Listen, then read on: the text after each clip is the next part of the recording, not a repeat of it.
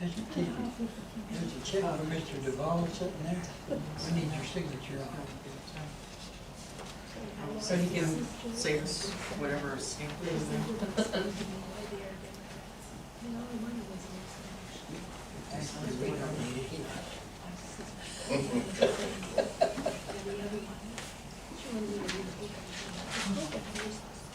I think he said he's gonna give it to you to shop it or something. You know, books Hope yet there. so.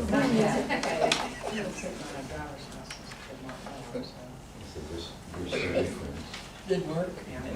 We tried. Well, that's, yeah, well, I know. Because, There's a friend who didn't. because they just, they don't understand this side. Yeah, but they don't explain themselves. That's what I said. Especially like that. Yeah, but they couldn't even be forced. Thank you, sir.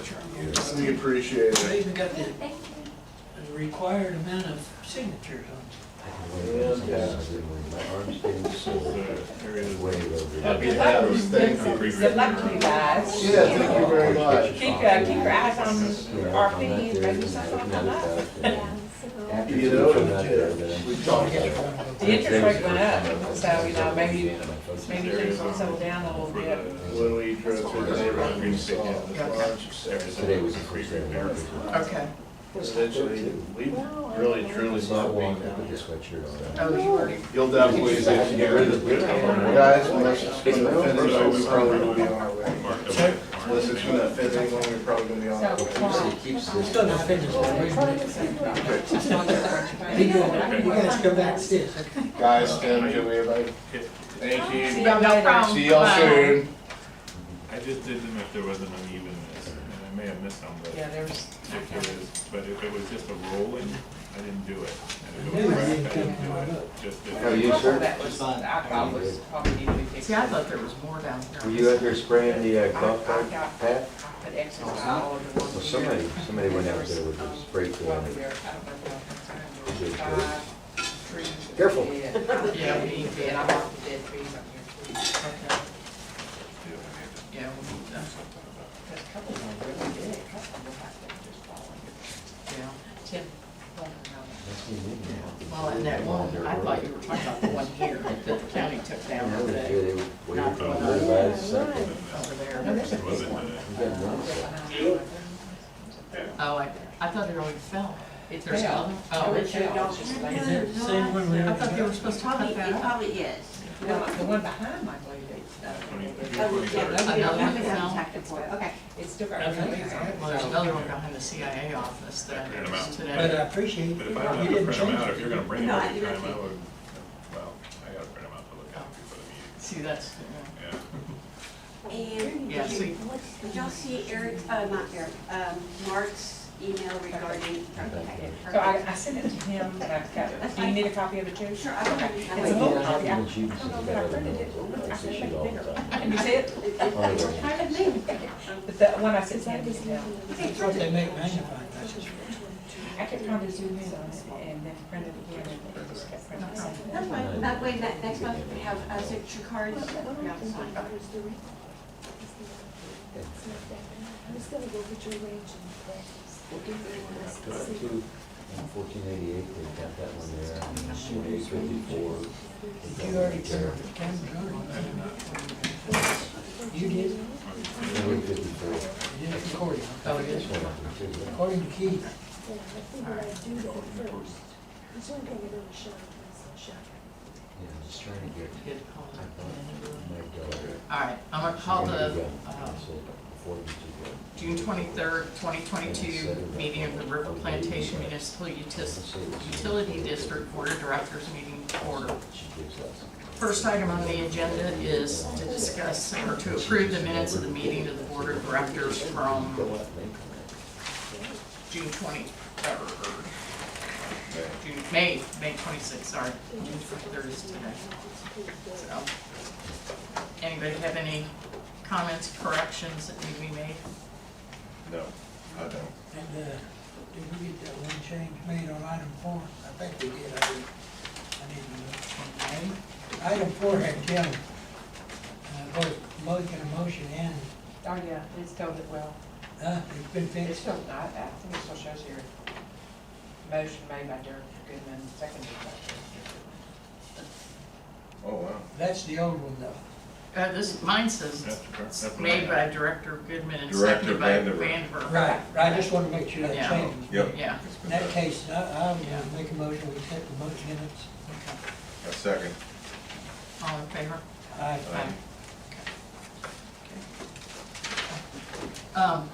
Before we receive comments from the public, I kind of want to, last month, we kind of, and it's my fault, I kind of brushed over the fact that it was the end of the employment of some of our employees. So I just wanted to make sure that we acknowledge that, I wanted to thank Richard and David and Taylor and Milton for their years of service. So I just want to make sure, hopefully, somebody will pass it on to them, so, anyway.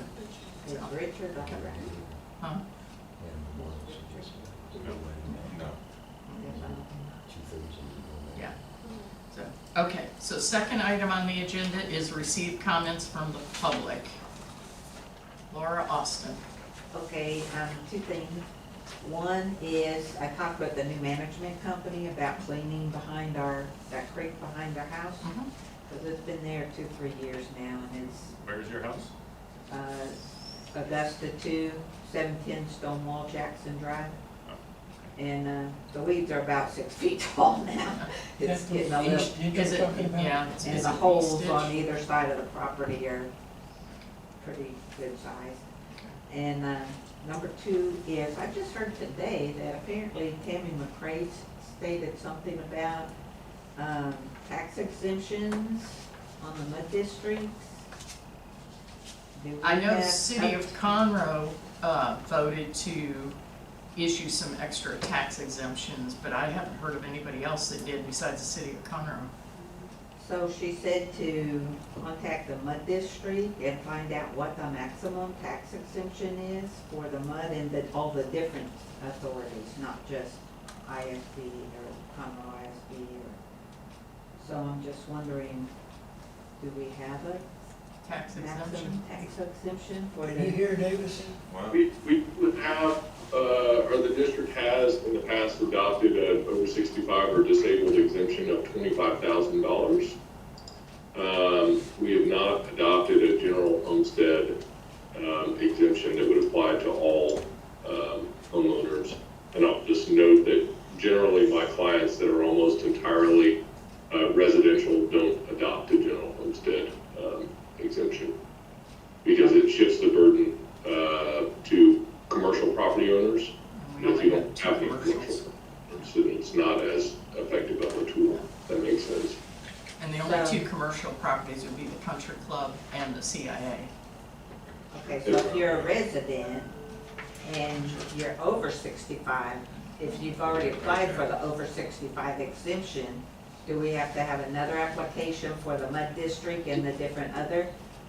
No, ma'am, that determination is made by the appraisal district, and we receive that information, we use the same appraisal information that all the other jurisdictions use. So if you qualify for an over 65 or disabled, you should be getting that exemption for all taxing jurisdictions, whatever exemption they have adopted, if that makes sense. I wonder why Tammy would say check each mud district or each authority. Well, because to find not out. every mud district may have done the over 65 exemption, Or any, or any exemption at all. Yeah. okay.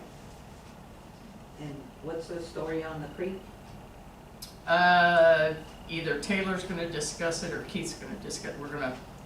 It's On the agenda. Okay. We're trying to get it done, I can Yeah. tell you that. That's my. It's one of my looking things. pretty nasty Yeah. back there. Pretty bad. Pretty bad. Yeah. So, That it? That's all I have. Okay. D Judge. Yeah, back some time ago, some of us met with Charlie Riley and his group, there was a group out here. And one of the concerns was the downstream, there's an area that's loaded with trees and branches, it's holding up the water flow. And so I think, kind of put that on the list here, because if we can get that cleared out, I mean, we had people getting flooded that never gotten flooded before. Yeah. And you could see that water backing up instead of going out. So, and the thing is, Charlie Riley's guy said he could get it done in a half a day or a day. Right, And so that would not be a problem. but we had to get Army Corps of Engineers Yeah, approval. but why would they not approve Yeah. that? We're not changing direction of the water, we're just cleaning it out. Yeah. Heck, you can get a list of all these people that have water Yeah, and take it to them, but, you know, that's something ought to be considered. okay. We will make a note of that. Mark, you said no, but you. I'll hold my comments till the end. Okay, okay. Okay, anyone else? Comments? Okay. Financial and bookkeeping matters, including the bookkeeper's report. And. Actually, well, we'll have it out in this report. Was there another? So.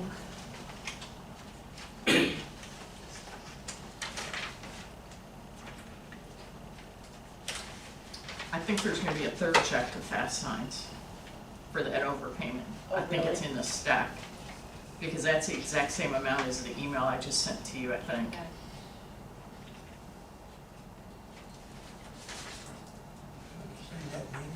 I'll have to go back and check, but I think that's the same amount.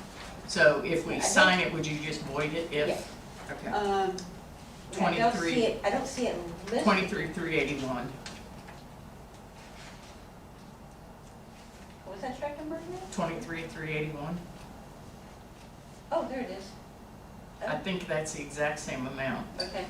Okay. So Then I will if just- we'll if go we for it. sign it, just void it if it is the same amount as on that email.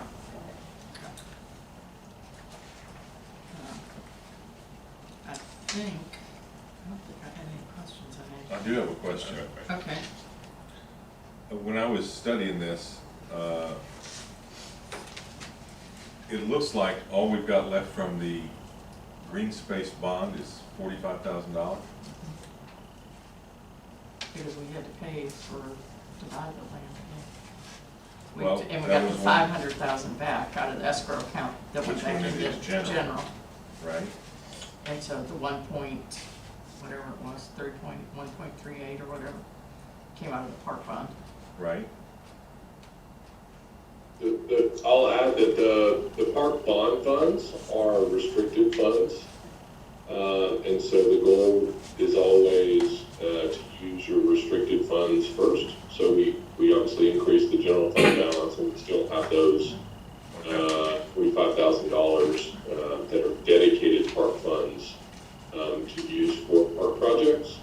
You were able to use your general funds for any lawful district purpose, which would include improvements to the park. If that makes sense. Okay. And we had to pay attorney's fees, bookkeeping fees, Right, there engineering was fees. about 6 different fees Yeah. that were listed there. Yeah, and that's how we That started lady's that. in the parking lot trying for you. Hmm? So had we left that $500,000 in your park fund, you could only use it for park projects. And now, because it's in your general fund, if you had, for example, a major repair at the water plant or something like that needed to be done, you could use the funds for that as well. Right. Okay. So what is the actual amount that's left in the Park for 49.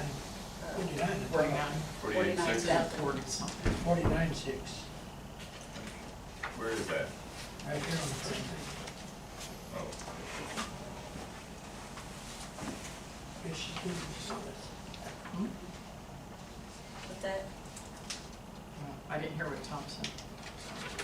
Well, there was a lady, I thought she came up to the door and she was leaving. She couldn't figure out if she was trying to get here or what. Oh, yeah. Did you find it? yeah. Did you see it? There. Yeah, right here. Account balances. Right there. Page 11. Yes, it is 49,449.62. Well, Mine says page 2. Oh, okay.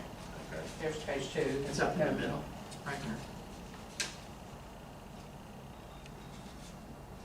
Fine, 49, okay. Yeah.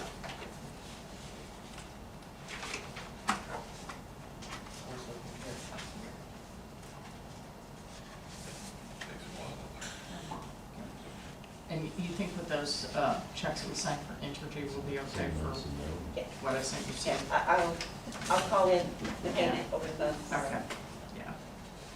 And I think I sent you 2 or 3 other emails. Get with me tomorrow if you have Okay. questions. So, We had one blank check for Entergy today. huh? One mistake. Yeah, I know. So she's gonna pay the whole amount, those things.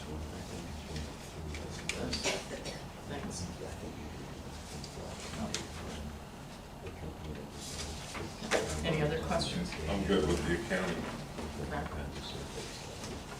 Okay, do I have a motion to accept the bookkeeper's report? I'll make that motion to accept the bookkeeper's report for the month. Okay, do I have a second? A second. All in favor? Aye. Aye. Aye. Okay. All right, tax assessor collector's report.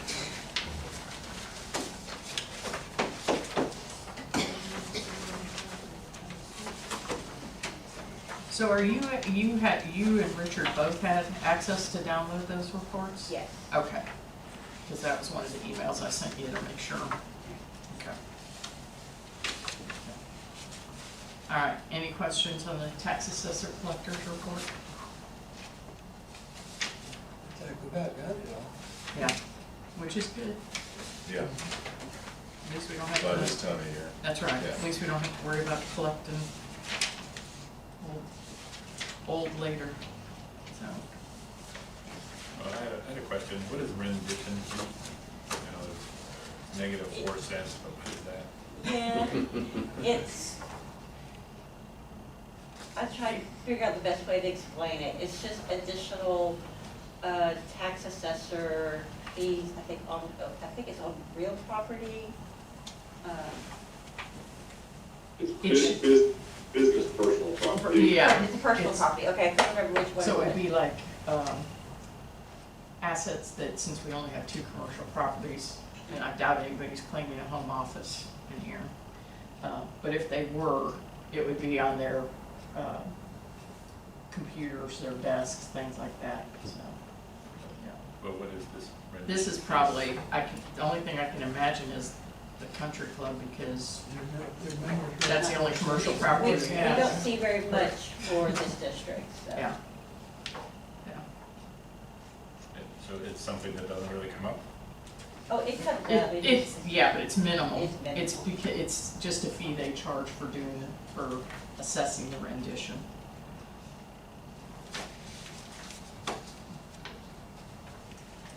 And you can tell there's not a whole lot since it's only 4 cents. Chrysler did 4 cents worth of improvements. There, okay. And Well, that's- no, but it would only be the tax on his 4 cents worth of improvements, so, And yeah. 4 cents the total so far for the fiscal year. Yeah, Oh. Nothing this. So nothing. Yeah. yeah.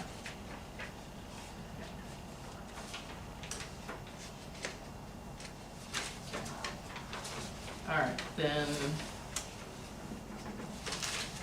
Okay, all right.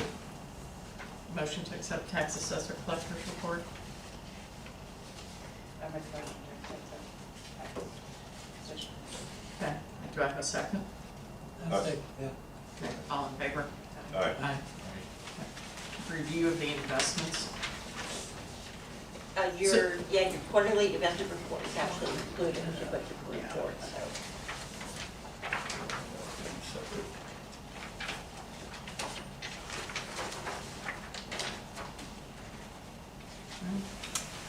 This class is still paying quite a bit. Yeah, it's jumped up. Where are we? This report. The same one, it was page 2, maybe. The same one that had the park bonds and things like that.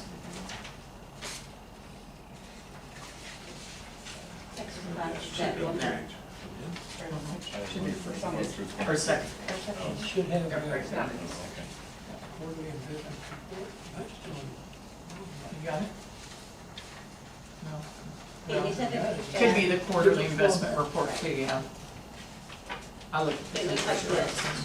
The Yeah. first page of the quarterly investment report, like Yeah. that. Yeah, you got it. I got it, this is all going the other way.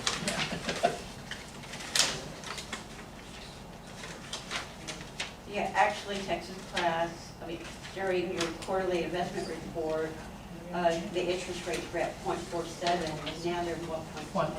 1.24 now. You know, there's, Buried back there. you know, there's the downside of rising interest rates, you know, when it comes to loans, but then there's your investments, so you can earn a little bit on your investments, but This is one. That's the money market. Current 0.47.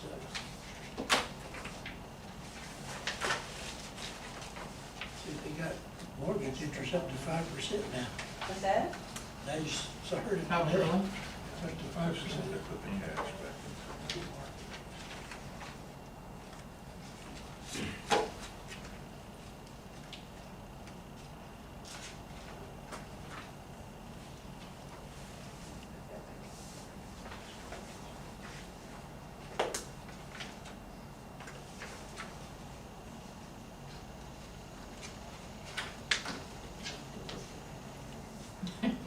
That's okay.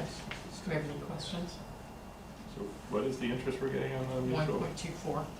That's on the second page. Shows the interest rate.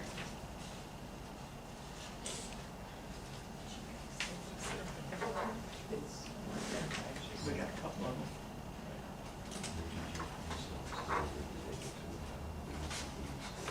Okay. Do I have a motion to approve? Okay.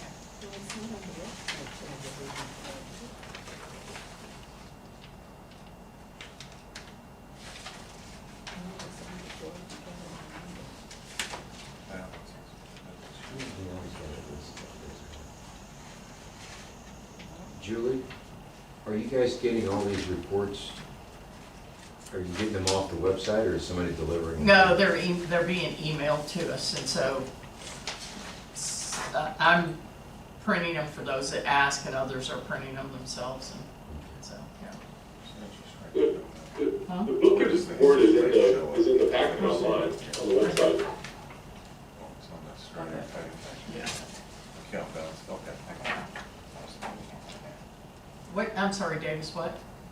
The bookkeeper, the entire bookkeeper's report is in the packet on the Right. website. Yeah. Yeah.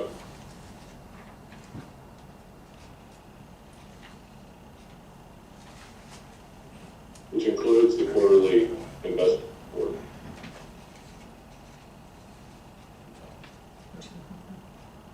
The interest rate paid. Oh, second one, keep going.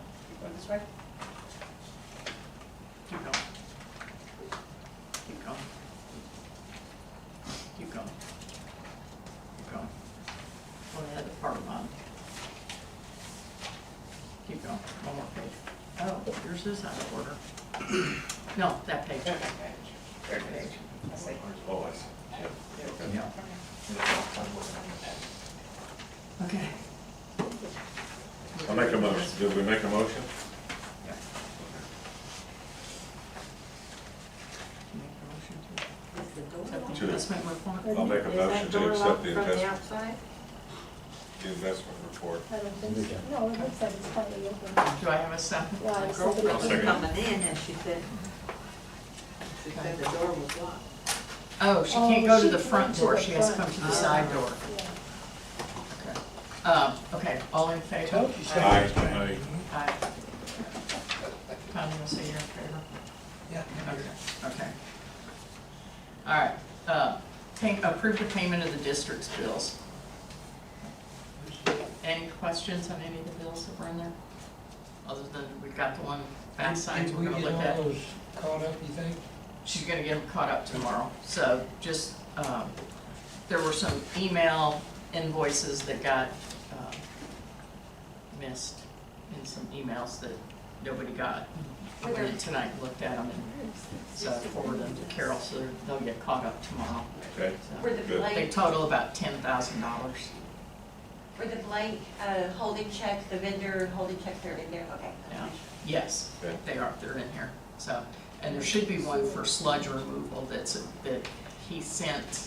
Oh, did he send it to you too? No, I have not, but if we need to, I can have you sign a check. Okay. So I have it for, Yeah, I forgot who did the sludge removal? Taylor? oh, it was Fred. Sprint. Okay. there was an invoice from them that was in there from back at the beginning of the month. I'll look at it, write that in, so. Okay, yeah. Not sure Taylor hears us. Can you hear us, Taylor? Yeah, I agree. Okay. Okay. Okay. I think that was the only ones. Entergy, somehow we missed, there must have come weird times. Well, especially for right now, I'm gonna make sure that we have those hold-in checks every month Right, in case we go. yeah. So she'll get those caught up tomorrow. Hopefully the lights won't go off in the middle of the meeting tonight, so. Because it was a disconnect notice. So Well, apparently it's been a couple of months. But I Well, thought we signed them. it's an ongoing battle with utility companies. Technically, you are a government entity, they're not supposed to disconnect. Okay. You're not supposed to be charged late fees, but we constantly have to remind them of that. What do we have to do to get the other two on the signature card?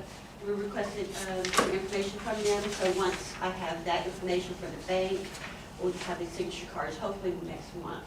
Okay. So they'll sign those and they'll be able to sign checks after that. Is that in that original packet that you sent? No, Mark from my office emailed you, I don't remember seeing it. he copied your driver's license, is what he needs. It came to my We regular. can make a copy for you. Okay. I didn't see it, but It's just a bank requirement. Sure. They need to prove that you exist. Get it to Descartes, What's that? philosopher Descartes. I think therefore I am. Do we have any questions on the payments of the bills? Move we accept, Huh? make a motion we accept the bill. Okay. second. Okay. All in favor? Aye. Aye. Okay. All right, review the ethics letter and update by investment officer. I already did that. Oh, you did it? I've already sent it in. There's one in here for Tom. It's already been sent in. Well, what? Yeah, we got it from Tom.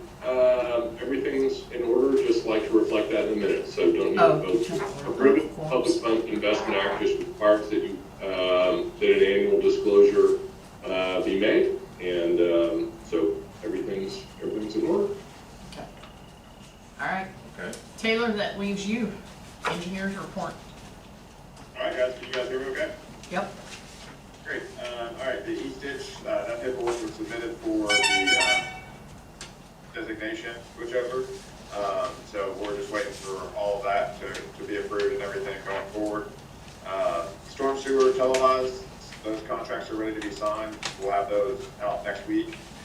Nothing new on the no pay application for the Brandon Road. That'll come in probably next month. East Concrete ditch desal. Carl actually sent an email today stating that he had talked with the manager and said there shouldn't be an issue. Plan to meet, we'll work out a time, but Wednesday to just meet with the manager, kind of talk with him and make sure we have all that in line so that when we go out for bids, we can make sure that we properly tell the contractor what's going on. I also wasn't able to receive the proposals for surveying the Mosswood ditch and the East ditch. This came in at, for the Mosswood ditch, it was $10,000, and for the East Plantation ditch, this was $28,000, so about $38,000 in total. You guys had we put $50,000 in the bond app for surveying the ditches specifically, so this will give us a great picture of what's going on, topo as it exists right now, that will allow us to put together plans and things and moving forward with fixing and constructing. One thing that needs to be brought up is the cost sharing of the East Ditch with East Plantation. It's kind of a bugaboo subject. It seems like I'm not sure how to approach it, but we're kind of in that process starting that we need to know. I know Richard originally was contacting them and there was communication between them, but I didn't know how to go about that. Davis, if you have any insight into that, how we need to approach that or advise. Yeah, there's no question we need to have a conversation with them, and I think that we should reach out to them, go ahead and send them notice and let them know what's going on. We can certainly send a letter to the district if you want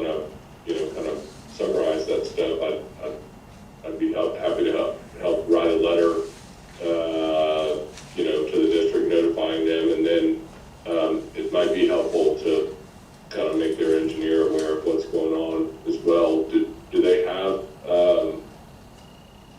do we know if East Plantation has a civil engineer who's working for them regularly? Lyle. I think it's Belial. Okay. So I'll put together the information and bounce a letter back and forth, and at the same time, I'll call Lyle and start that conversation with them. Moving forward, the sanitary sewer clean and televised phase 2, those bids came in at $177,312. The recommendation of award of bid tab is attached for y'all's approval. This brings the total contract price for cleaning and televising of the entire sanitary to just over $200,000. We had about $300,000 in the bond app, so great, we'll have some money left over to put towards other projects. Storm sewer clean and televised actually bids tomorrow, so we'll get those values, and I'll probably send an email just BCCing everybody to let them know what it came in at. Park facility maintenance, we received 5 bids. That bid tab is attached. I've spoken with Brightview several times. I think they're really hungry for the work, and they have great references and everything. Tom had asked a question about an arborist, and what they actually do is have an arborist on staff that they will send out and evaluate all the trees for you guys as part of their maintenance contract. And then obviously as you do work with the trees, cleaning them up and things like that, that will come at a price. Just to run through the bid tab real quick, the top part, on pretty much all of the first page was just maintenance of the facilities as a whole, just mowing, weed eating, trimming, things of that nature on the timeline that was already being proposed, and that came in at $89,455. The supplemental items were just kind of for you guys to see a price of what things look like if you were to do different things throughout the year with having a bigger maintenance contract to do it. I talked to Brightview about it. They were all in line similarly with what the other guys had put, but with the fluctuation of markets and things like that, they were like, we'll talk about it as we get established with your contract. I sent that contract over to Davis. He had some information that he needed to provide to them comments. And so, I think they're ready to start, July 1 and get going on it. And we're just trying to work out the contract details in the meantime to get it signed and executed. Yeah, I will say I think it's perfectly fine to authorize award of the contract subject to realization of a compliant document.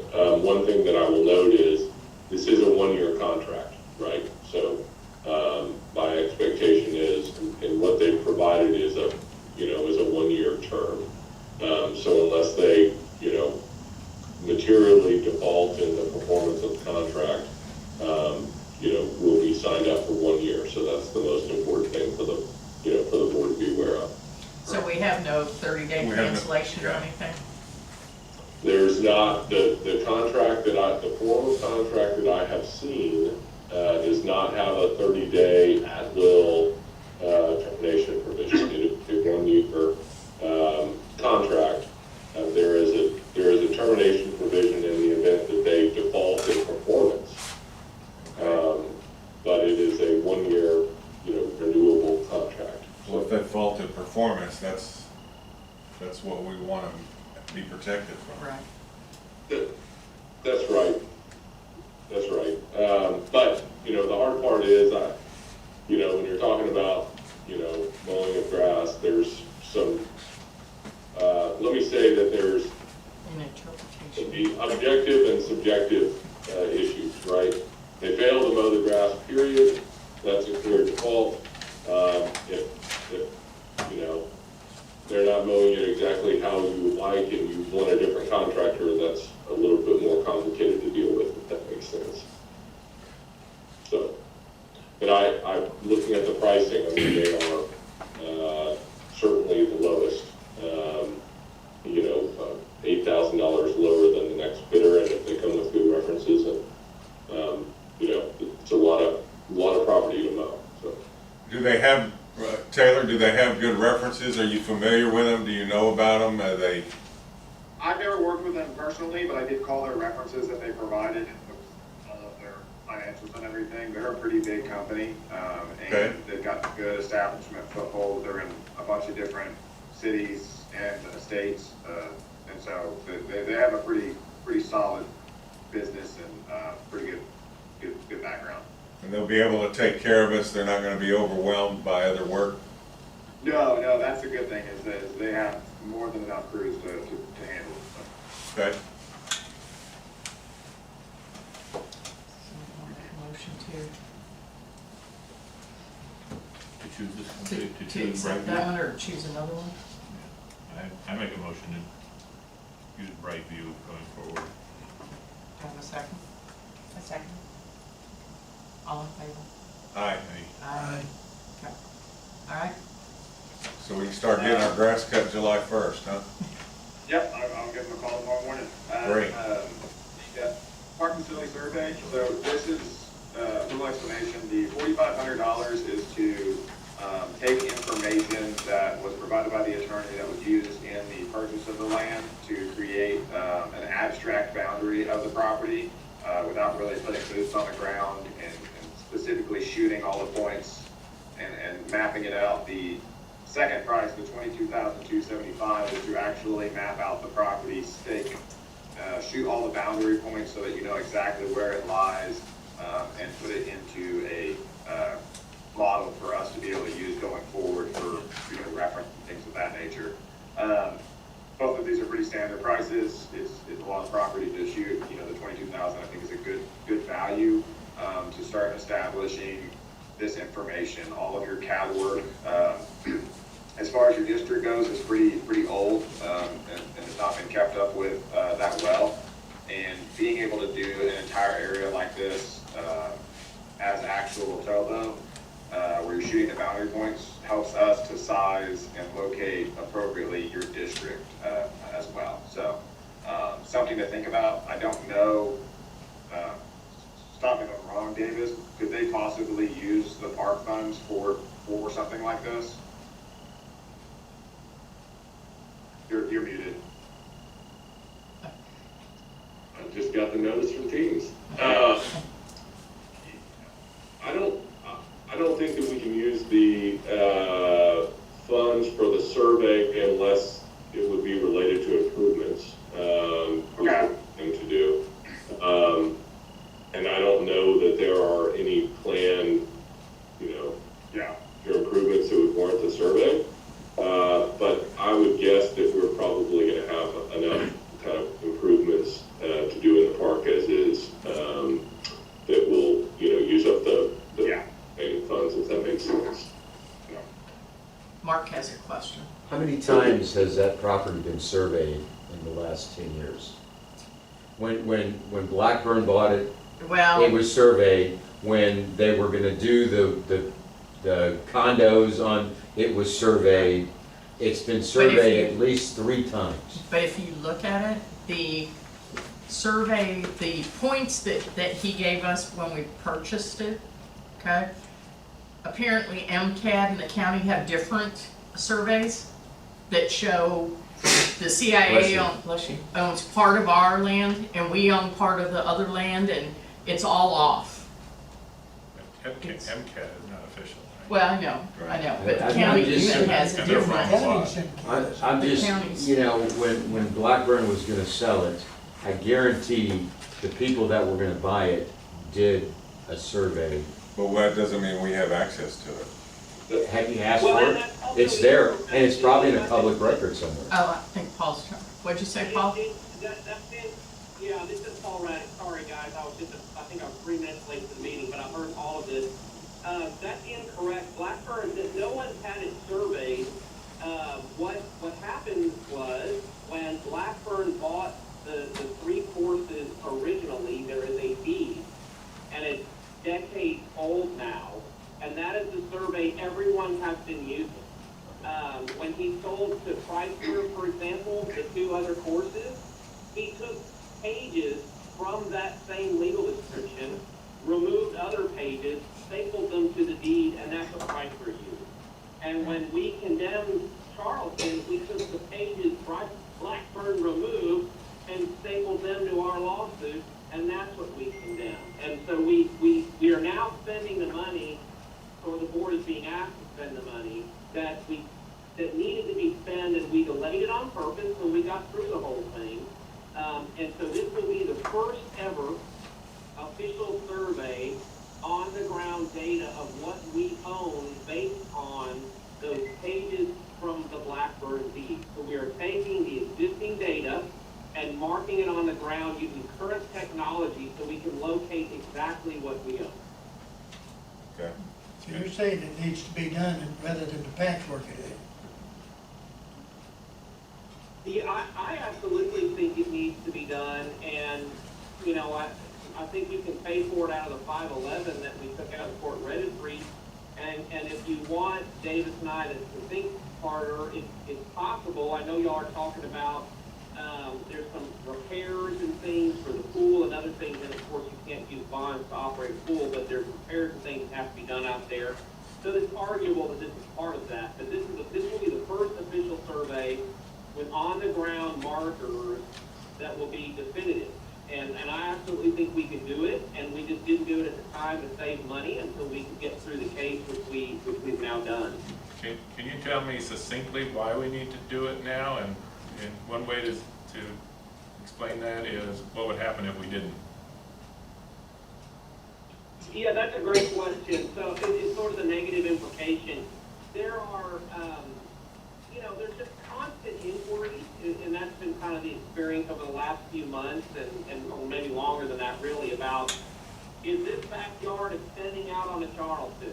Is all of the pool area within what we acquired? There's constant questions, which is not bad, it's good. The community is using the park and they're asking. And what we are able to tell them is what we believe is the answer, and I know this sounds weird, but again, we were saving the 11,000 before because we needed the money. And now that we got the 511 back, we have a little extra money to work with. So it will help us know exactly the end of our property. So that's where we can enforce our rules, where people cannot ride vehicles, you know, all the various things. So we really do need to know that. It also keeps us from encroaching on somebody else's property or them from encroaching on us. Right, because it shows the plant by the That's CA, not even be on our, well up by the CA, it's not even on our land according to the other plats, the other surveys. But it sounds to me like we don't really have a choice if we're gonna fix it right. Yeah. I just can't believe that it's never been done right before.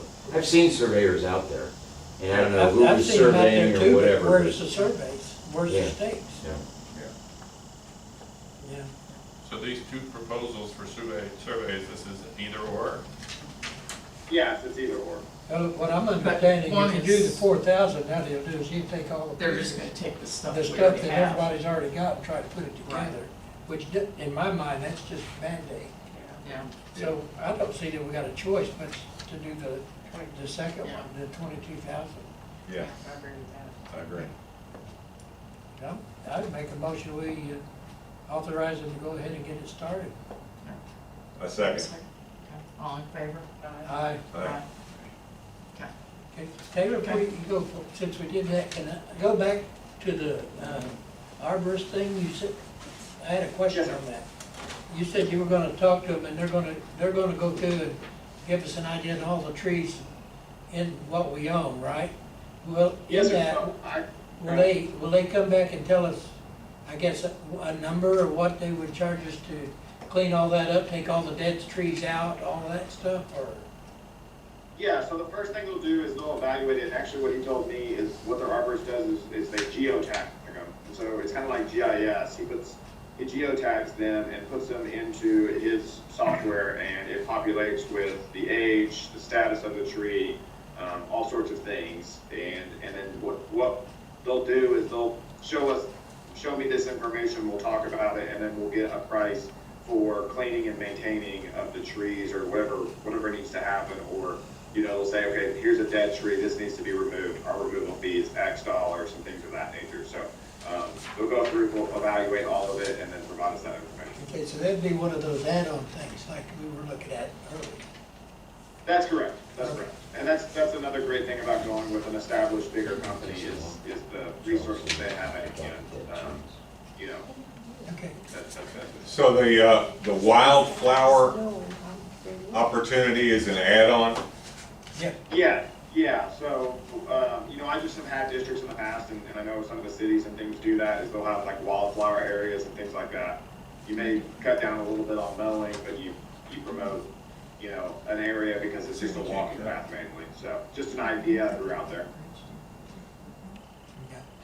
Can't they just walk through and look at dead trees and say that one needs to die? I do it every day. I can tell you the dead trees in Charleston. He's I got guess those you remember charges. the day. I mean, yeah, I can point them out. There's one in Jerry Frank's yard that he wants us to cut out, but that's his tree. So, Okay. Hey, one more question before we leave, Taylor. I know I asked you this the other day, and I really didn't get clear, and I think there's some others. Do we have a time frame that we think we'll be able to start working on the east ditch and that kind of stuff to start cleaning that up, or is there any idea about where we're at on that? I mean, I know you're looking at it. Yeah, so I'm gonna meet with Carl Wednesday and the golf course manager and get that information. I'm gonna put together a bid package and we're gonna get it out to bid. You guys had already authorized us to do that. We tried to solicit, hoping it would be a little cheaper. I think it's gonna come in a lot more. And so we'll probably have to move a couple of funds around to take care of that, but that's also where the East Plantation comes in. So if you're gonna spend $300,000 to clean out, East Plantation is technically on the hook for 50% of that. Right. You know, and right now, I know it looks bad, I know there's dirt in the way, it is causing some restricted flow in lower situations. In high flow situations, it's not eating up a ton of area, it's still bad, don't get me wrong. But, you know, you may have to bite off a chunk of apple that you're then gonna have to go fight East Plantation back for. Well, So we I think also that's have to get the money from FEMA yet. So Yep, that's just a small one. huh? That's just a small Well, one. yeah, but it's a start. I mean, it's money that's out there, we're gonna get that. But Well, my concern is we got hurricane season in front of us. We need to make sure we're ready for that. Well, FEMA evaluated on a certain basis that they came out, and so us getting a survey will have new things, and I think we can get more funds for it based on my conversations with them. We just need to have that full package together, so we're moving in that direction, we're running in that direction as fast as possible. It takes a little bit of time to make sure that we're now doing things correctly. We don't have a single guy that's gonna go in there and scrape out the bottom of it, tear up the concrete, and haul it and put it in the stockpiles in the wastewater treatment facility. Okay, so really, there's not an answer yet. We're just working. Taylor, do you still need me to go on Wednesday too, or? No, I can get that covered. Okay. I'm gonna just grab the gator because it's gonna be way hot. So I'm just gonna run it fast. Okay. The gator. Yeah, I got started doing that. I'm sorry. Hey Taylor, while you're meeting with, the golf course manager, can you remember that, drain line that we walked that one time that had a huge sinkhole? Can you Yes. ask them about maybe doing that at the same time? Having the golf course fix it. Well, Is that the is one on it 9 theirs or is Augusta? it ours? Is that on 9 Augusta? Yeah, That one on the So- left side? no, it's, yeah, on the left, Yeah, well, depends on which way you're looking, Well, if you're going to the green, yeah, there's a big one there. The golf course where it's Yeah. the mud property. yeah. I made them go up and put a fencing around there. Oh, well, that's the one over by Gwen Brusco, right? No, this Yeah, we is, put that up. this is coming up right up to the clubhouse Excuse me. on 9 Augusta. The last hole. Oh, that's a different, I'm talking about the one over here off of, actually right here, Yeah, by Biloxi, the ditch, yeah. Yeah. Is that Biloxi?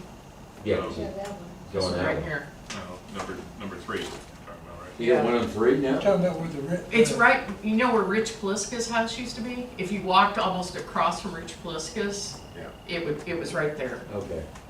I don't know that. There's one on Augusta 9 Yes. on the left side that is a Someone- big hole. Someone Is filled that it the one? once. They filled it once, but they didn't fix it. Who And- filled it though? The golf course filled it, or the mud filled it, I don't know. Who? But the thing is, they didn't fix it. It's a busted pipe. Well, and that's, And it washed it out again. Right. Right. And I went up and got Rob to put fencing around it, because the golf cart could have gone right down in it. yeah. But they swear it's the mud pipe, it's not theirs. Well, and I think that maybe, when we talked about it, I think it may be something we need to look at, so. So my understanding is that storm sewer pipe does drain the neighborhood, which means it's a public utility that you guys own, and so it's your responsibility. You know, I don't know the record documents, there may be an easement, there may not be an easement, but we'll talk about getting access to it and being able to fix it. We do have the storm sewer televised starting, and we've got the other one following closely behind, so Okay, we'll have a good picture of it as well, so. okay. I just looked at that one yesterday on number 9, and I see corrugated drain in there too, which is definitely golf course stuff. There's one big metal drain line in there. Looks intact, but you can't see all of it. But there are also local drains from the fairway there. So it's not simple. So maybe you can look at that with him Wednesday? Yeah. And, Yeah. okay. Yeah, we'll start looking at all of them. Sounds good. Okay, are you good, Taylor? I think so. Just a little bit on your plate. Yeah, you know, You've formed a contract with Specialized Services. yeah. Assuming you all want to get all the cleaning and Okay. televising of the sanitary done. Yeah. And that, just, Taylor, that completes the cleaning and televising the whole district, all the sanitary system? Yes, yes. Awesome. Who was out here this past weekend? What were they doing? The night event, that was probably Pro Pipe. They were doing that first phase that we started before we had sold bonds so we could get going. Okay, And then this is the second phase that was to do the remainder of it. okay. So do you think we'll have some, I don't want to say estimates, but some indication of what's going on by next meeting? What they're That's my finding? hope. They should be rolling in videos in July Okay. for that first section. And so I've talked with them several times. They haven't seen any drastic areas, otherwise they would have called me immediately. But they have had to rerun the camera from both angles, meaning that the pipe had either been crushed enough where it may still be getting flow, but it won't get the camera through, or some minor obstructions that aren't causing backups, but that will need to be removed. So, you know, all that's going on. Plus, we'll have all the manholes, so. Okay. So, yeah, if we can get a approval to award that contract, and we'll have contracts ready for the July meeting. So, So we need to do this while we got Taylor. That's in green space, the next one. That's the next one. So, okay, so we need to, do I have a motion to, oh,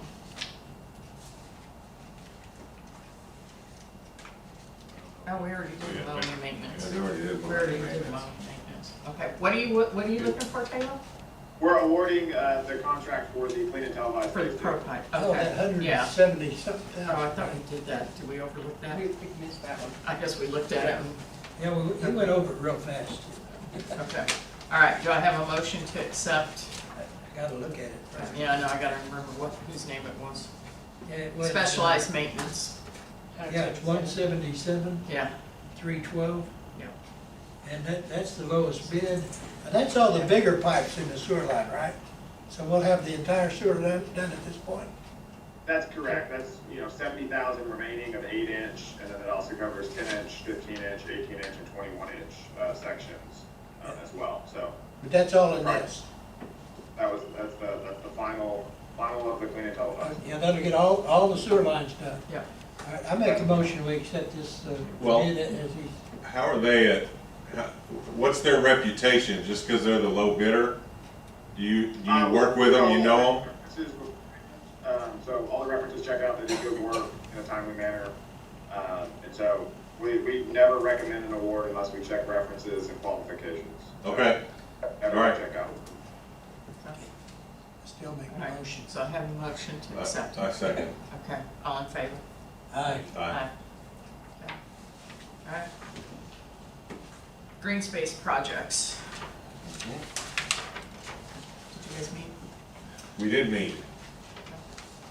And we prioritized, sort of, Okay. the top 4 things that we wanted to work on. Number 1 was the concrete the cart paths. That was obviously a priority. And Carl has gone out already and with paint, he has highlighted at least 30 areas that need to be repaired or replaced. And they're highlighted with orange paint, so it's also an indication to someone that there's a tripping hazard. You there, missed a which few is- spots. Yeah, I kind of. I walked it this morning and I was impressed with the So the did you orange take paint. the orange paint and paint it? Well, I'll have to get a can tomorrow when I go walk So on. like, the criteria was like an inch. If I it know, was- just a few spots I think that, you Okay, did a great job. so that was the number one priority, and then in no particular order, the other three items were the pond, the park benches, and the pool. And the park benches, we looked at some park benches that also have an accessory that can go on it, which is the plaque that we can use for sponsors to memorialize whoever they choose to sponsor it for. So it's roughly $1,200, $1,500 for a bench and the plaque. And we were thinking to put one on every hole. At least my thought was, we put one on every hole, That'll be plus concrete though. plus the concrete pad. Yes, we'd have That's to part put of the $1,200? No, just the bench itself. Whoa, wow, that's expensive. Well, they're steel, they're not gonna go anywhere, and they're not gonna fall apart. How big are they, like They're 6 foot, Oh, okay. That's a good it's a one. 6 foot bench. And then the pond, we didn't really, we discussed the pond and we don't really have any further information about how to deal with it. And the pool, we know that it's gonna be roughly $50,000 to clean it and put in, tear down the existing bathrooms and put in a new bathroom building that has a male and female bathroom. That's roughly $50,000 to do that if we want to refurbish that pool and We do need that. to do the survey first to make sure. Absolutely. We gotta have the survey to make sure I that would it's ours. suggest we table the pool at this point Okay. until we get the surveys done to make sure what we're doing. I agree. And, Are you guys planning on using the pool or getting rid of the pool? We don't know yet. We don't know. I'm just saying, let's table just, thinking about it at this point. Probably I think gonna cost it's more a to fill hazard, it in, even with the but- fence on there, Yeah. I think it's a hazard, and I think it's a mosquito I'm breeding not- area. I'm not arguing with you, but I I can't just, do anything with it yet.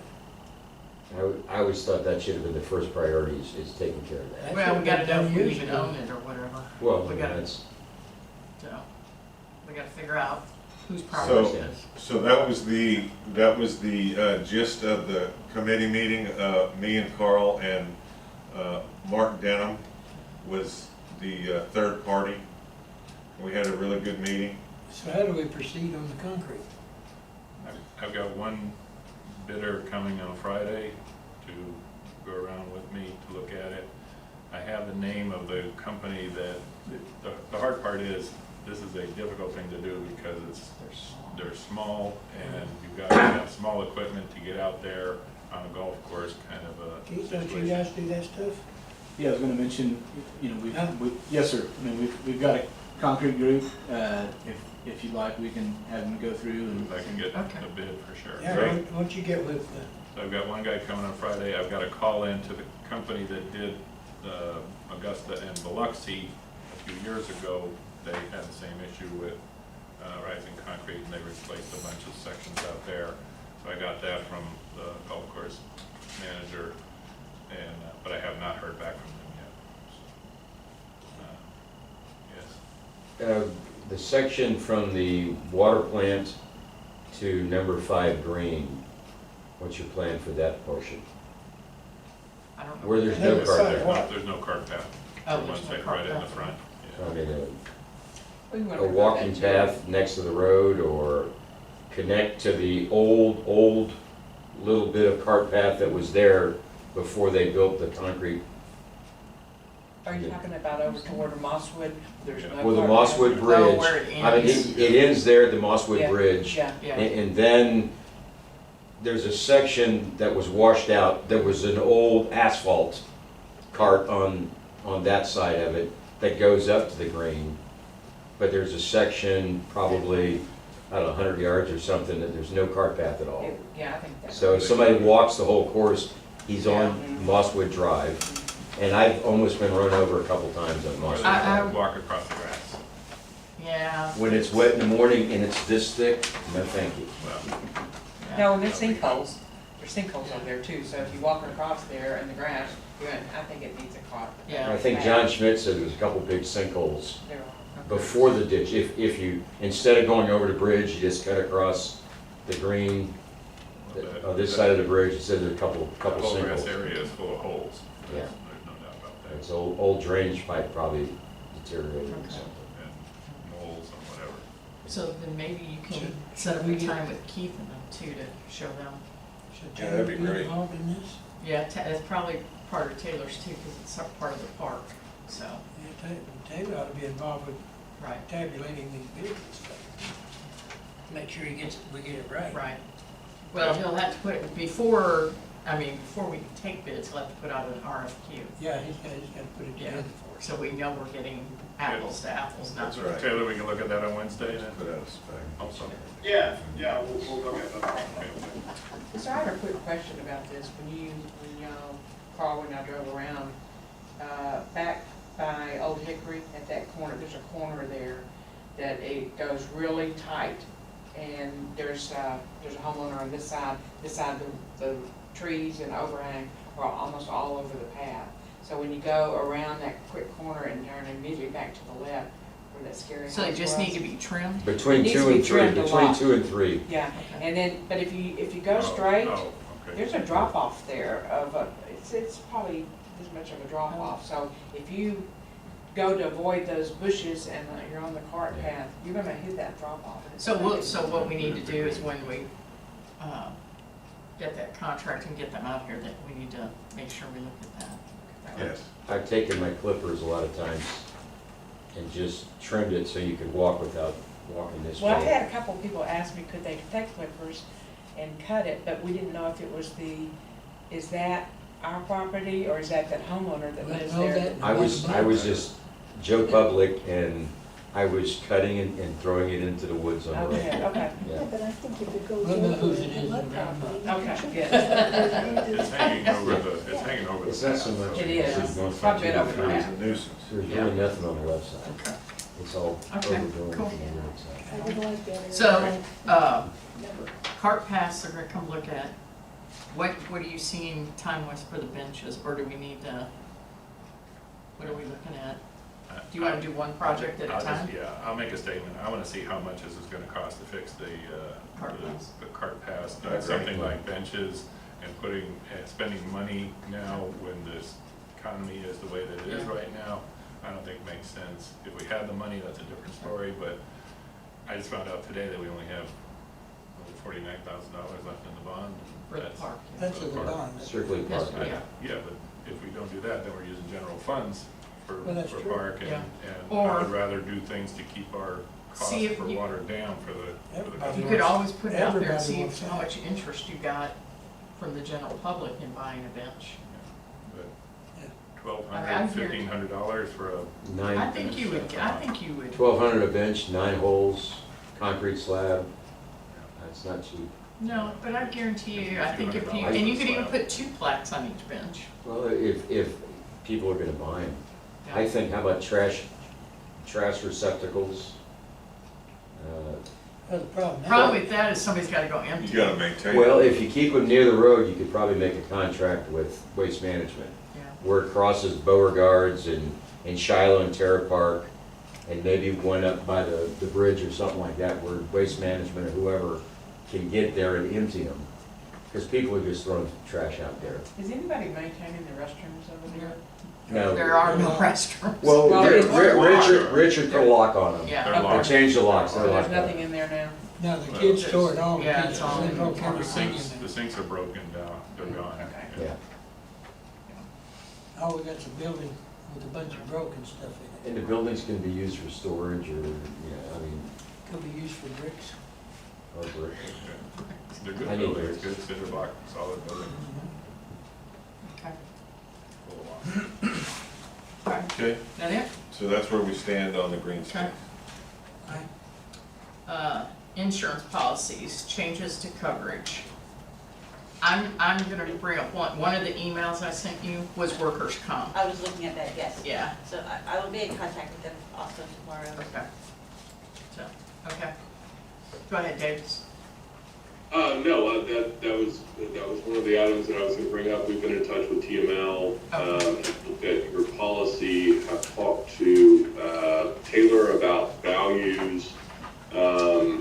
I have a couple of recommendations, obviously, one being removal of the workers' comp.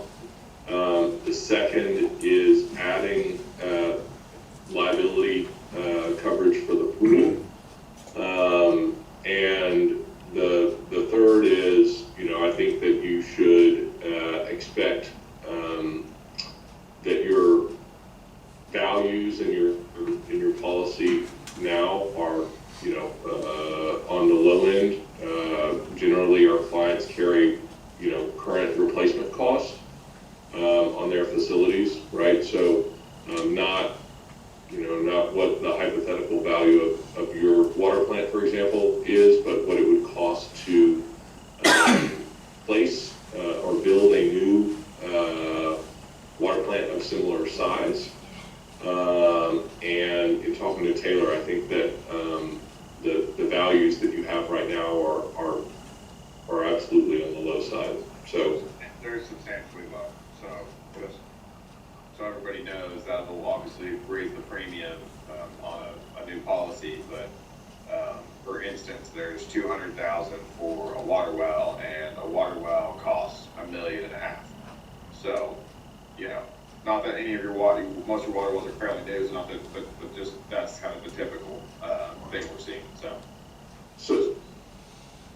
So right now, we have a limited ability to work with TML because Richard is the designated representative. And so I was going to ask if, who you would like to be the designated representative. Generally, we solicit insurance proposals for our clients on an annual basis. And what we try and do is time all of the proposals, so we get proposals for all of our clients at the same time. So we see, more than 100 proposals in a short period of time. It kind of gives us a decent feel for where the market is. But I'm happy to work with you all and do it however you would like to. But I do think that you should. I don't think you have a need for workers' comp. I do think you need, at a minimum, liability coverage for the pool. And I think that you should update your replacement values for your facilities. God forbid there be some sort of, incident. So, Right. Well, and the wastewater treatment plant, almost close, well, it does flood sometimes. Yeah. Yeah. When they're looking at the pool though, they don't need to do it as an active pool that's being used, they just as a liability really, now. that- You know what I'm saying? That's right. The question was asked whether or not, I thought you needed property coverage, right? So, like, for example, if the pool were to be damaged to, repair or replace the pool, my guess is, at this point, not knowing what you want to do with the pool or whether or not you want to have a pool. I don't know if that's coverage that you're interested in. But I do think that while you have a facility like that, that you should, that you should have coverage. And we didn't Yeah. liability in case somebody got in there. Yeah.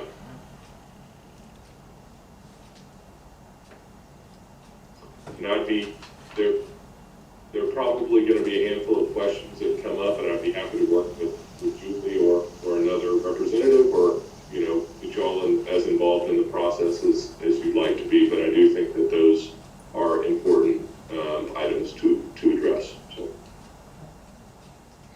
mind working with you, Davis, unless somebody else wants to do it. Okay. All right. So you're gonna be our designated agent? Madam No, President. The No, contact. not, yeah. He'll be the, I'll be the contact with Davis, he'll be the contact with the insurance Oh, okay. companies now. Yeah. Yeah. That way, at least they're mailing the proposals and stuff. Office is really more, you know, that's really all it's for. Right now, if I could, you know, I can't have someone from our office call them and say, hey, will you take the workers' comp off, right? If that makes sense. And I'm sure there's gonna be other things that we're gonna encounter that we haven't thought about yet, that we're gonna have somebody that's gonna have to be, you know, the contact person, so. That's right, and I'll tell you, we've also put together, so when we do the renewals on an annual basis, we have a summary of coverage and we do a comparison to prior year coverage. And so we put a summary of coverage together. Obviously that'll, you know, need to be updated when we make the changes. But we will, I'd be happy to share that with you all if you're interested in seeing it. So we'll bring it to you on an annual basis when you come up for a renewal, so. Okay. Okay. Yep. Okay. All right, operators report. Alrighty, good evening. Passed out a report, looks like this. First, apologize that it wasn't included in your packet. Things were a little bit delayed, obviously trying to kind of get this transitional report together moving forward. Obviously, our report's gonna look different.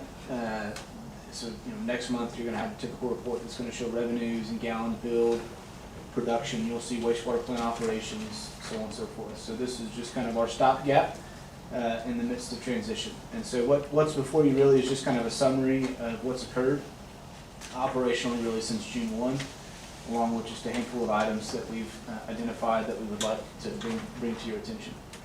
A question on item C already. All right. See, they say they read the meters today. Correct. I saw the guy look at my meter, he was looking for them.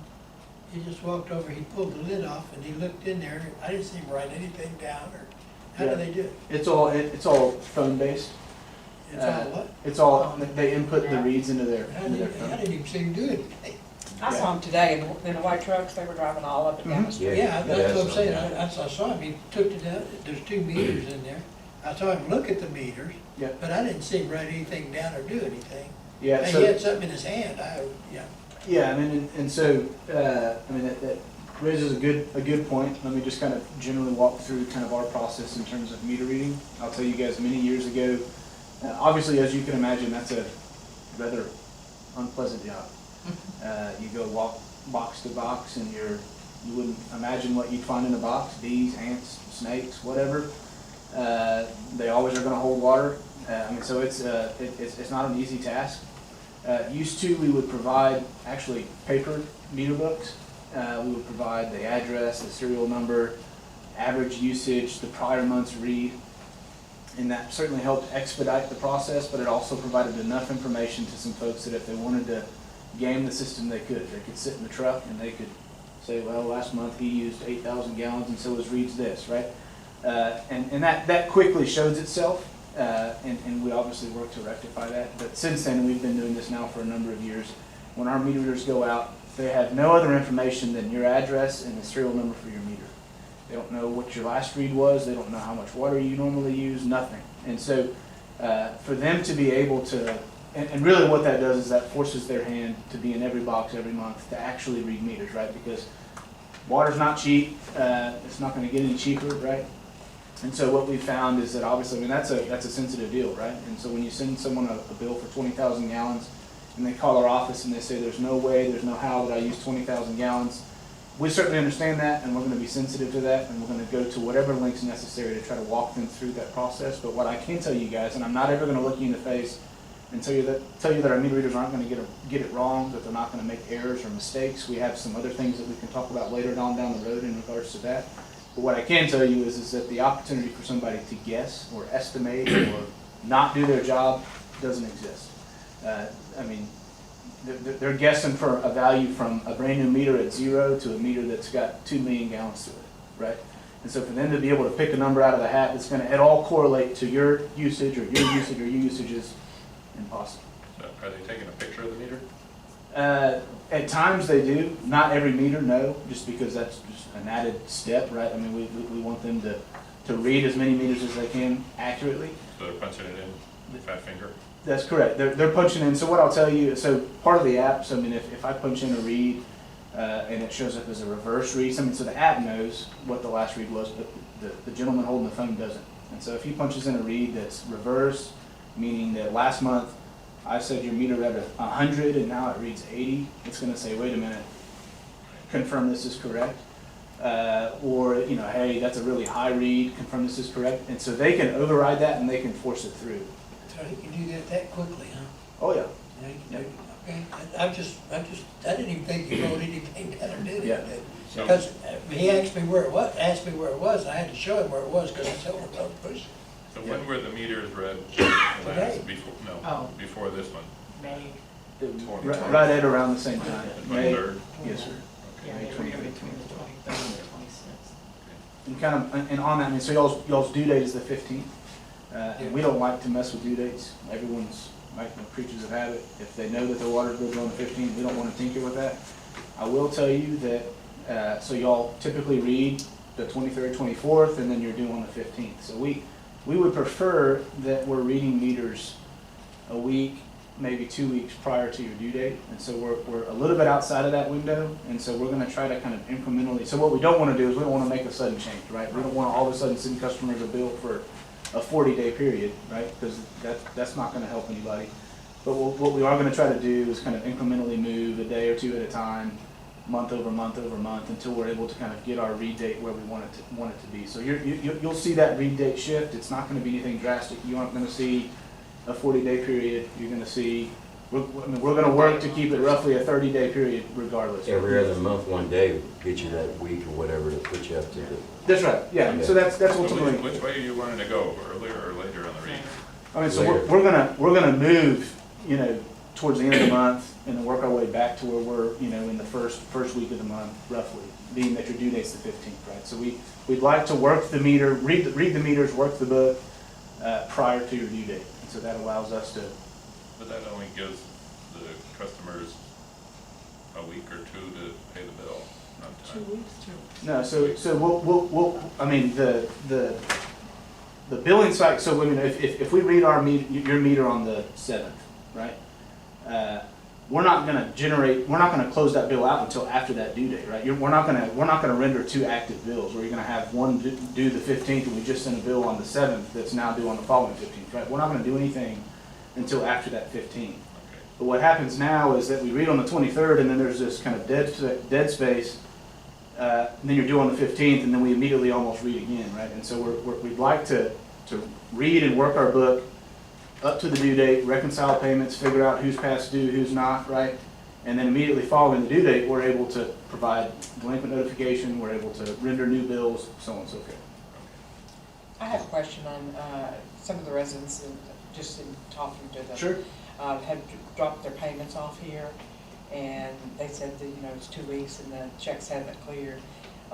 If they drop them off, for instance, the payment's due on the 15th, and they drop it off on the 12th, and you don't pick it up until the 17th, is that gonna be? No, so we're right now, we're picking up payments 3 days a week. Okay. And as soon as they're picked up, they're taken to the office and they're processed in our office. I mean, generally speaking, we're pretty good about posting payments, and so there shouldn't be this huge lag where you drop a check and 2 weeks later Well, a lady at the school told me yesterday she dropped a payment off. No, and I'm not discounting It could that. be. Yeah, that certainly could be the case. I mean, I was by here the other day, I went ahead and checked it, there was one check in there, and I took it to the office. So, as of now, we're checking it Monday, Wednesday, Friday. You know, Did she drop it or did she mail it? Because I dropped it. Okay, because I was gonna say, I haven't been to the This post office was because I've an been on vacation. atypical situation, too. yeah, and the logic on the 3 days a week, I mean, if demand tells us we need to continue to service 3 days a week, we will, right? But what we don't know now, I mean, I can tell you when we were passing out door tags, I got the impression that a whole lot of folks use the drop box, and so I don't think we're gonna move away from that 3 days a week. I'm just telling you, right now, we're at 3 days a week. If we need to do it 4, we'll do it 4. If we need to do it 2, we'll do it 2. We're gonna let kind of demand dictate the frequency with which we service the drop box. What I will tell you to kind of the second half of your question in regards to, you know, if we know that, I mean, our payment department knows, hey, River Plantation's due the 15th. Okay. They're gonna tell the guys, hey, on the 15th, go that box. Go pick up the box and bring us payments, yeah, because, and if there's a lag, we're not gonna penalize somebody if they drop a payment on the 15th, you know, we're not gonna do that. Yeah. Kevin, I got a question. Sure. How about those people that haven't gotten their account numbers? Yep. That would have slowed them down, I'm sure, wouldn't it? A little bit, so I mean, as part of the transition, we have what we're calling the legacy account number, so if you call our office and you provide what was your account number, Yeah. we're gonna find you. However, you're correct in that everyone's gonna be getting a new account number.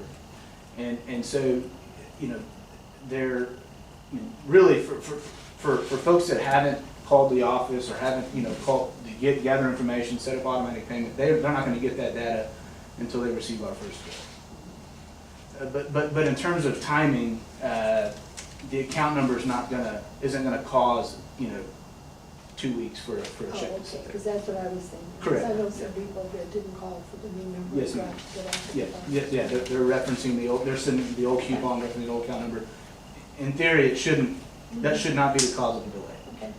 So the first week of July will be the first week we get the new style bill, correct? Correct, yeah, and so we're gonna look to work y'all's book and turn it around and send out bills here in fairly short order. Again, trying to kind of move us toward where we wanna be. So yeah, I anticipate 1st of July, you're probably seeing bills that are again due on that. On the 15th. Okay.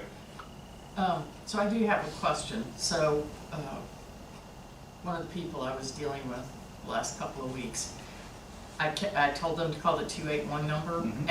and they kept saying it gave them a different number to call, and actually, I think you told me it gave you a different number to call. Is that like if they're calling after hours? Honestly, that doesn't sound right. I mean, our Because I main- had never heard of it, so then I asked Tom to Yeah, call while I was tell on me. vacation. What was that? What was It- it? Dave? I told him to call the main number, and then you said it had a recording that said to call a different number. Yeah, but I think that was for something different than paying. I think if you wanted to pay it, you just, I mean, so the way that our phone system works, you know, Monday through Friday, 24/7, you can call our main number, 281-367-5511. After hours, it's gonna roll, for a period of time, it's gonna roll to a customer service representative that's an employee of municipal operations that takes on the laptop, that's able to interact with accounts, right? So that's someone that's a little bit more up to speed as to what we're doing. Okay. After that, it rolls to an answering service. And that's really more so, we're kind of hedging our bets that the customer's not calling us at Right. 1 in the morning to make a payment. Customer's calling at 1 in the morning to tell us we don't have water, right? Right. And so, you know, at some point, it's gonna roll to an answering service. Weekends, it's gonna roll to the answering service. But, I mean, the customer should be able to do what they need to do, whether it's service work, payment, account information, whatever, by calling that number. I'll see if I can find the email Yeah. where they sent it back to me, I'll tell you where they said, so. Sure, and if but you I'll- do. I'll find it. Yeah, shoot it to me and I'm more than happy to Okay. take a look. Okay. If there's no other questions on that, I mean, that's ultimately kind of the items under customer service transition. You know, I'll tell you, I think as I mentioned to you guys on the front end, these things are never seamless, right? There's always a little bit of headache. I think I sent you all an email. We had a handful of bills, customers' bills, you know, that there was a sticker on that about the transition that were received in our office. We sent those back out to the customer. So, you know, but all in all, you know, at least as best I can tell, and looking at call logs and talking to folks in our office, I think things are performing well. You know, again, I know customers, it's kind of some growing pains, and I know customers aren't, you know, happy about it. It's never pleasant, but as far as I know, I think things are I think people are happy about the payment options, Sure. so. Sure. Well, very good. Well, so then that moves me to item 2, which is just kind of, again, general overview at the wastewater treatment facility. You know, just, again, several different things that we've identified, some that are minor, some maybe not so minor. Obviously, the first there, And we'd like to do this at all of your facilities, wastewater and your water plants, is just install proper signage. Some of that's just gonna be one that's gonna identify the name of the facility, the address, and it's gonna have our name and phone number. So in the event that if a customer drives by and they see water pouring out of the water plant, if they pull up to the gate and they don't know anything from anything, they see a sign there that has our name, our number, and we're contacted if we're not already aware. In addition to that, there's some signage as required by the TCEQ just in regards to chlorine, there's chlorine on site, open basins, electricity, high volt, So in the event that the state rolls up and they want to do an inspection, that we've got all of the right signage there. At all three of your facilities, the wastewater plant and the two water plants, we did test all three generators. They all seem to be in good shape. We did do a little bit of work on some of the batteries at one of your water plants. Made some changes there to the trickle charger, but I think we've got all that behind us. We went and topped off all the fuel, so we're in good shape there. Item C there under the wastewater plant. So if you flip to the beginning on the third page.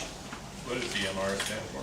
Discharge monitoring report, and I don't know, I'm not sure what all you all have seen in months past, but this is more or less our scorecard on a monthly basis in terms of wastewater plant operation and compliance. This is what we submit to the state on your behalf.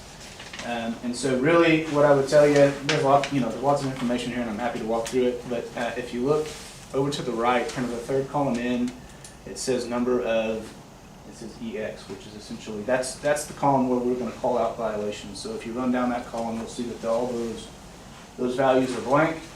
That tells you that the plant's in compliance. Good. So no issues there in regards to compliance. Good. One copy? Yeah. Where's the volume of water? The volume of water? Yeah, wastewater, is that on here? It is. If you flip to page 4, it's kind of the first one there. It says flow and conduit or through treatment plant. So the average daily flow is at 308,000 gallons per day. So that says .038, right? That what I need to look at? It's millions of Point, gallons per day. yeah, 0.308 NGD, million gallons per day. And so it's 308,000 gallons a day. And so if you flip back to the first page of the report, that actually brings me to. And that's what's coming out of the plant? Correct. Coming in. That's metered water. That's effluent. Effluent. Right. Okay. And can we tell where that's going? How much is going to the golf course and how much is going to the river? Yeah, so there's another item on here that's specific to that. But one of the items, and you'll see this in a little bit clearer format next month on my report, but one of the items, obviously, it's one of the permitted parameters, but also it's very important in terms of just capacity conversations. And I know we're not talking about development or anything else, but it's to always look at your actual flow versus permitted capacity. And so, as it stands today, the plan is at 51% of the permitted capacity. And so, that's a relevant number, something to certainly keep an eye on going forward. Is that a good thing? Yep. Okay. So why is there value 1 and value 2 in flow and conduit or through treatment plant? One is your daily average, the other is daily max. So we're going to report to the state your average daily flow versus I the guess I peak. could have read that. No problem. Item D there, one of the initial things that we had noticed upon transition was that there were some issues in regards to ammonia in terms of the water going out. What we found initially was that the amount of solids in the plant were a little bit higher than we would typically like to see them, and so we've done a fair amount of what we call wasting. If you guys recall, when we, at least Betty and Carl, when we went and looked at the plant, we talked about wasting, and that's the process of, that's how we maintain the age of sludge within the plant. We've done a fair amount of wasting over the last month, and we're still some elevated values in terms of ammonia, but well within permit, so good shape there. The auto dialer is currently, it's currently functioning. We check it weekly, something that we're obviously very much, that's kind of our bread and butter, right? In the event that we're not at the facility and there's any sort of issue, we rely heavily upon the auto dialer to notify us of an issue so that we can respond and address it. I will tell you that the auto dialer at the wastewater plant is, it's seen better days. It's working, so I'm not telling you we gotta go spend the money now to replace it. But just, again, it may not be too far down the road that we need to look at getting that replaced. The cost to replace that is shown there at $3,500. Okay. So if we have to replace that and update it, I'm assuming the electronics, does that affect any other things downstream or anything that we have to replace? I mean, really no. I mean, and Taylor, jump in here if you think different. I mean, but you know, there's any number of sophisticated ways. If you guys go in and put new controls, there's going to be any number of opportunities to put in some type of monitoring equipment. I mean, auto dialers are really not that sophisticated. Something that we're very familiar with and we like. We've got a lot of comfort with them. So, I mean, I think that's a long way of answering your question and saying What's no. the I main don't. use of the auto dialer? What's that? What's the main purpose for it? The main purpose is it's gonna, I mean, so it's a box that's tied, you know, there's a phone line tied to it. And it's tied to various controls within the plant. So at the wastewater plant or even at a water plant, you know, we're gonna program it to call out certain numbers and it's gonna read out certain operation conditions. So for example, at the water plant, we're gonna reference pressure switches, will be one of them. And so if the distribution pressure, we say, hey, we want the pressure to operate within 50 and 60 PSI, hey, I want to know whenever the pressure is 48, right? Or it can be high-level GST. You know, if for whatever reason the well sticks on and I'm dumping water on the ground because the tank's overflowing, I want to be called that says high-level GST or low-level GST, right? If we're What running is GST? ground storage tank, sorry. That's the big tank on the ground that's holding all your water. You know, low-level GST, power failure, any number of operational condition, we want it to reach out and ping us and say, hey, there's this issue that exists, come fix it. So it's just a monitoring system? Yes, sir. And it's all phone-based, like I said, it's Alert not, system. yeah, this is not something that's all that sophisticated, but we use it all over town, and it's very effective. So is there now one at each water facility and the sewer? There is not one at one of the water plants, and we'll get to that there. There is one at the wastewater plant. It's operational. I'm not telling you to do anything now, but again, just kind of put it in the back of your head. If I show up 2 months from now asking for a new auto dialer, it won't be the first time I told you. Yep. Item F, you know, the chlorine cylinders over at the wastewater plant, they're elevated. They're sitting on scales.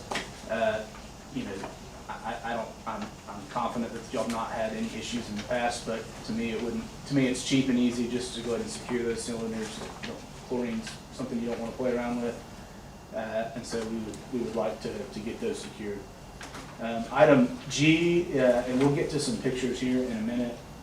When you say secured, are you talking about purchasing more or talking about putting bands on them? I'm talking about keeping them where they are. They won't. So they won't. We don't want away or them, we don't want them to move or anything. We want them to stay right where they're at. Okay. So Mark, do you remember during Harvey, I don't think we were on the board then, when you were, how high did the water get down there? Got right here. Well, that's here, over That's there. here, but I'm talking about the wastewater treatment plant. Because I know he talked about it getting pretty high. Yeah. Did it go? I didn't go in there when it was high, but if I remember right, it was mid-level, maybe 5-6 feet up inside of there. And that's part of the reason why I say it. Those things, you know, you Yeah. don't want one of those floating down Simpson River. So, I say we authorize them to secure those things. Absolutely. We need to find out what their costs are to do this stuff. the cost on that is nothing. I mean, we're just gonna Minimal. we're just gonna straps. It's not some big sophisticated system. Get her done tomorrow then. Okay. Item G, if you guys will flip to page 5 of the report. So those two cylinders there, that's the chlorine cylinders that I'm referencing that we want to secure. And then kind of beginning at the bottom of page 5, and then the next few pages are just a handful of pictures there at your wastewater plant. Just lots of just basic housekeeping, some things that, I mean, Please do it. we like to have our Please do it. Okay. I got a place I'd like you to do too, but we'll talk about it later. Okay. Yeah, so, I mean, that's, Your backyard? No, I'm not talking. that's I item just don't G. want everybody to know where there's not a. That's item G, and so we, you know, our desire would be to clean all that up, get it picked up and hauled off. In terms of cost, I don't really know, you know, our intention would just to be, to bill it on a time and material basis. However much time it takes us to get the stuff picked up, loaded on a trailer and hauled off, that's what we intend to do. I don't foresee it being big dollars. In the event that something drags on, you know, before we spend any more money, I'll reach out to Jude. You got just, I mean, those blue barrels is a bunch of old bad polyphosphate, polymer, that would have been used for the belt press. I mean, you just got a bunch of old AC pipe, I think a dishwasher laying on the ground over there, bunch of log, you know, just who knows what, but we'd like to get that, cleaned up. Yeah, I think it just becomes debris that can go somewhere if we have a. If you have a flooded float Yeah. around. Yeah. So those pipes on page 6, I guess that is, 7, Salvage them. there's nothing, they're not useful, right? They're Really, no, I mean, that's all old material. Metal It- pipes, I assume. I mean, that corrugated maybe, I mean, but a lot of that other stuff you see there is no good. Concrete. It's all, yeah, I mean, if we have a main break and we're cutting in a new section of pipe, I'm not gonna run to your sewer plant and grab it. Yeah, I'm gonna be putting in PVC. okay. Any salvage value to any of it? No. I think it's that old concrete mixture. Yeah, I can't tell if it's concrete or. It is, it's concrete.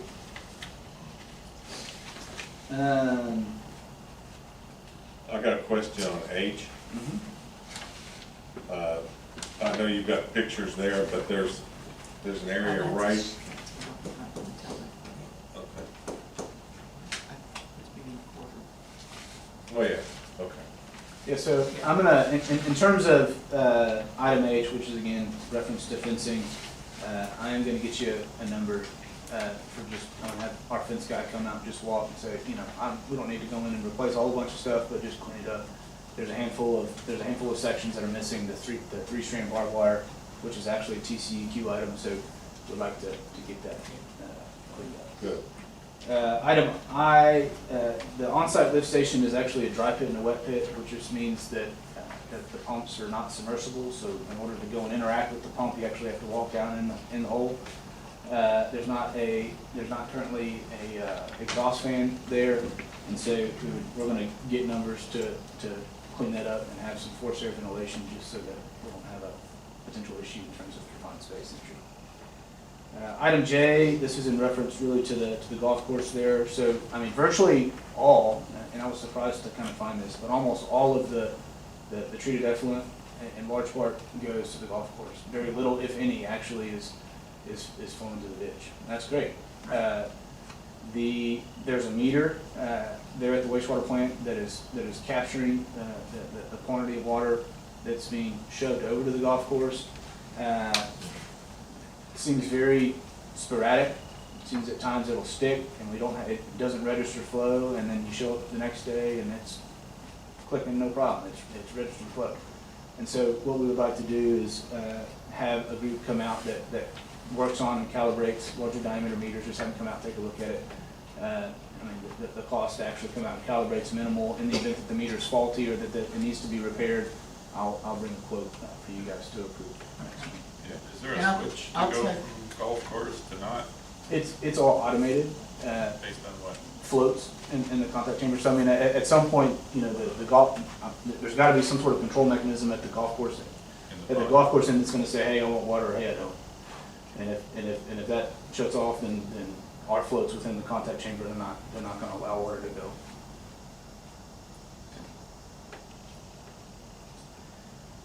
Item 3, water plant number 2, again, signage, we already discussed the generator. There is not a auto dialer at that water plant, and so we would like your authorization to install an auto dialer there. Again, the cost there is $3,500. Oh, plant two. Plant two. Item D, This is just something to note, nothing really to do currently. There's actually not a sample bib on the side of the ground storage tank.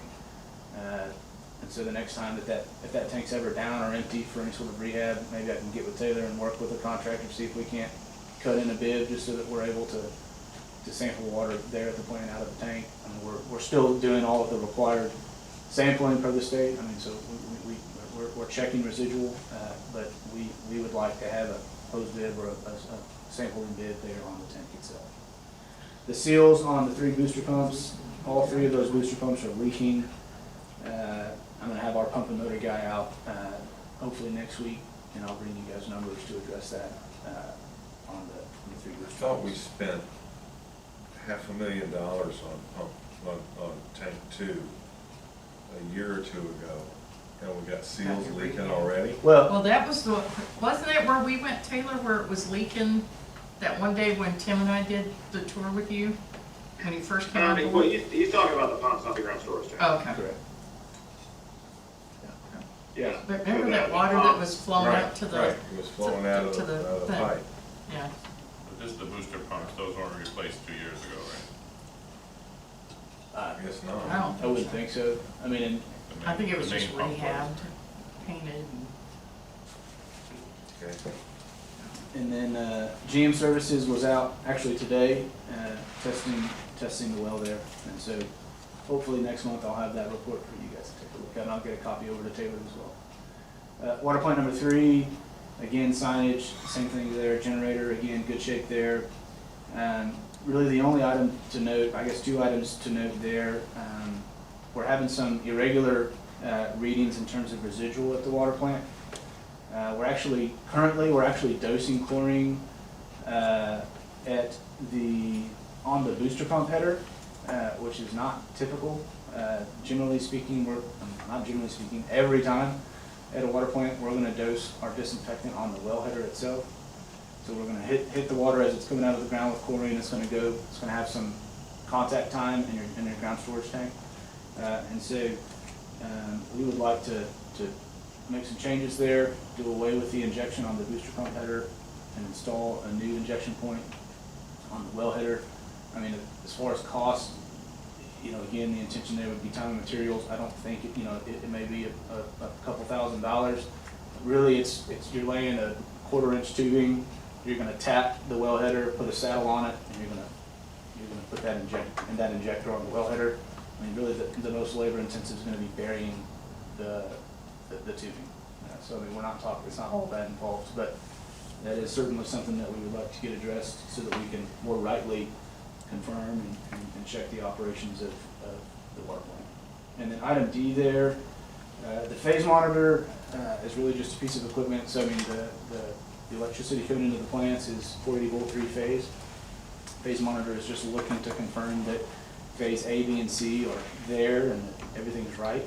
In the event that you were to lose a phase, the phase monitor is kind of a fail-safe, right? It's more or less going to treat it as a power failure so that you don't short circuit a well motor or a booster pump and you don't tear something up.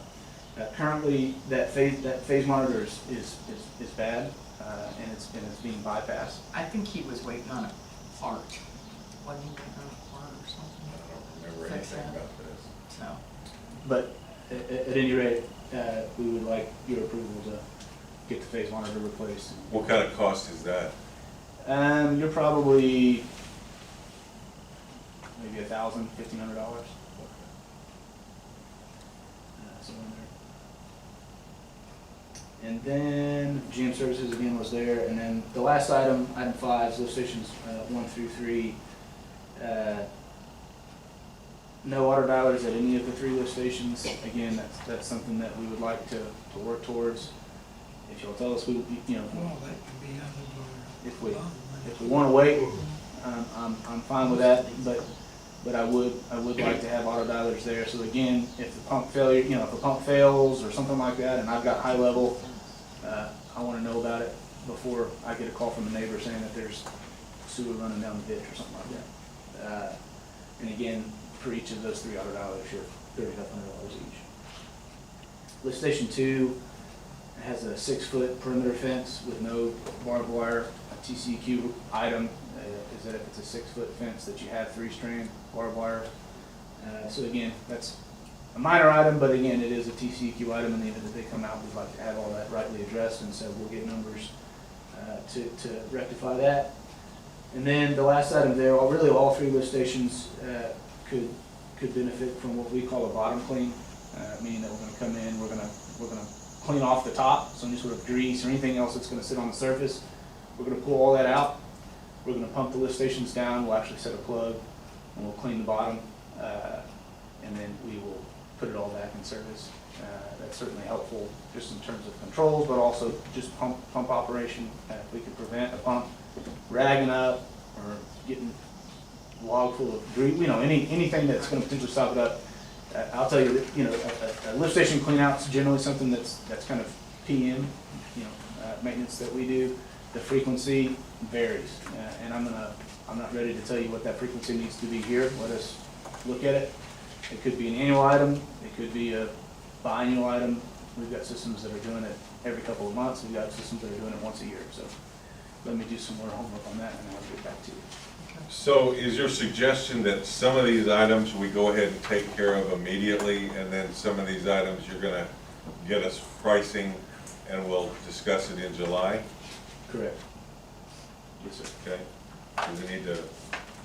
So, okay, well, that's exactly what I was thinking. I was thinking, can we do it piece by piece so we can figure out what we're gonna do? Do I have a motion to install the auto dialers?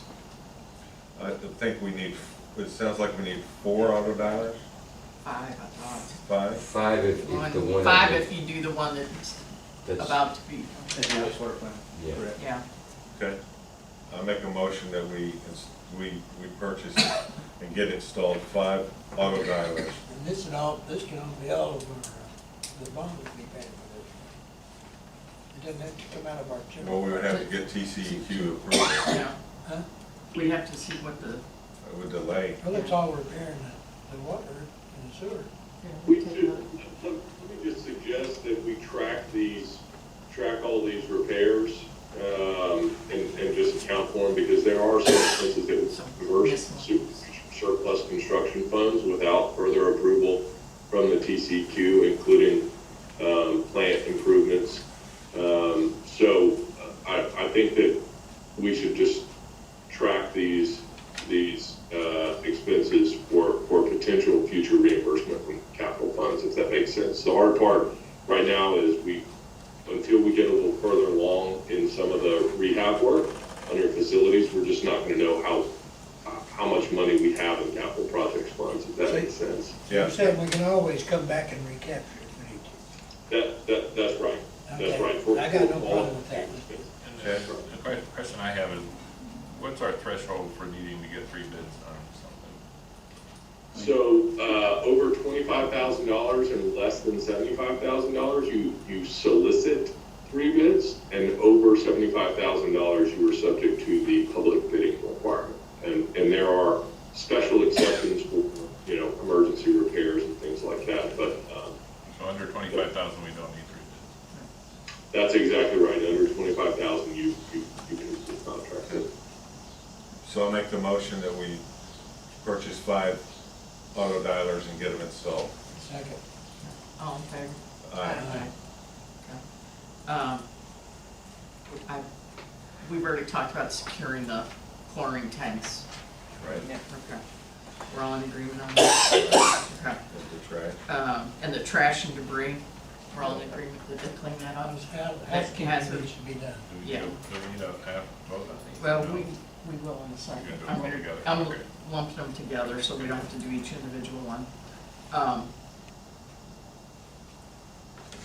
Fencing. Yeah, fencing I was gonna leave separate for a reason. Yeah.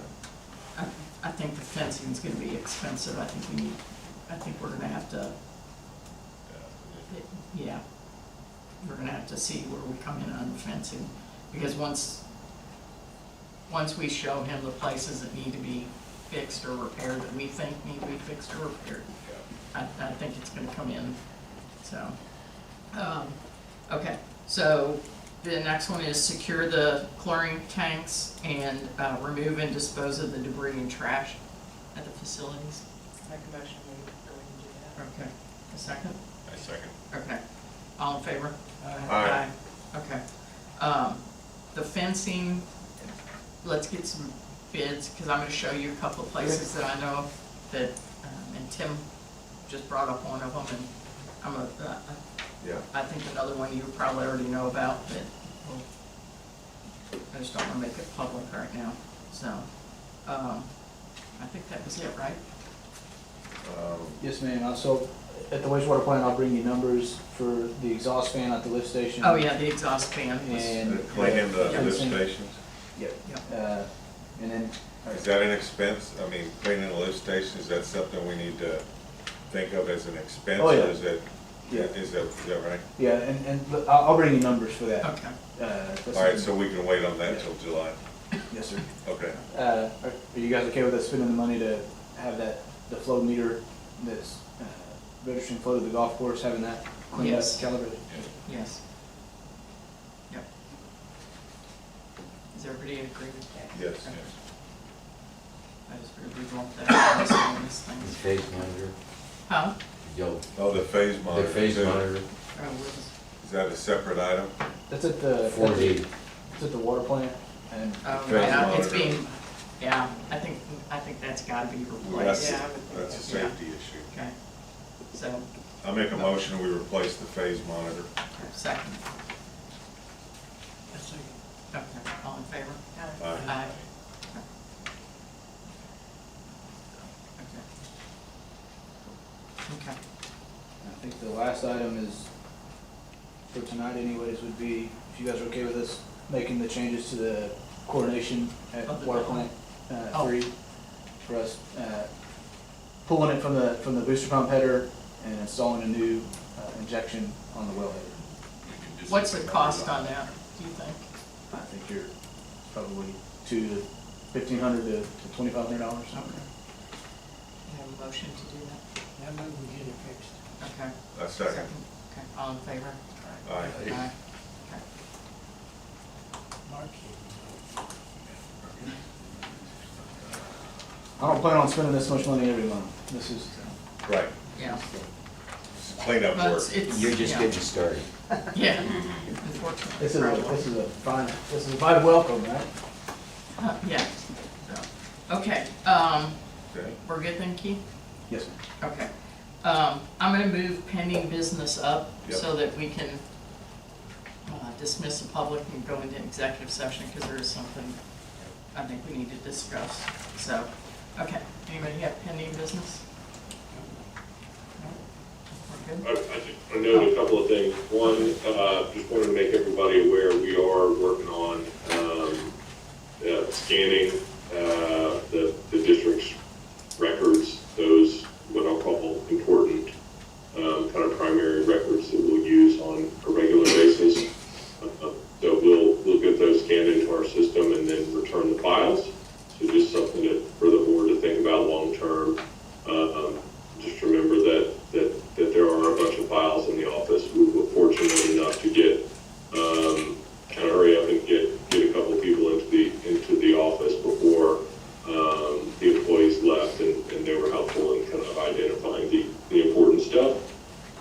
As far as operations goes, the other thing that I have talked to Keith about is kind of updating your rate order.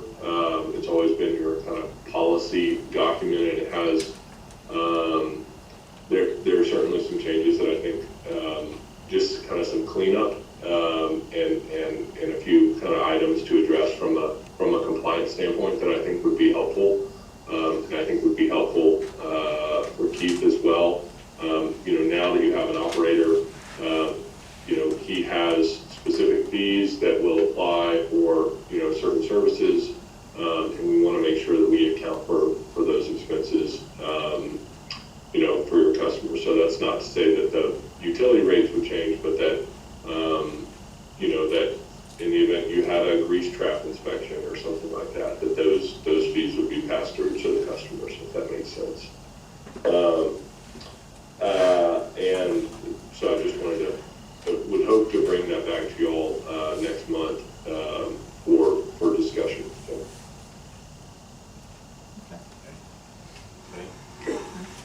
don't have any pending.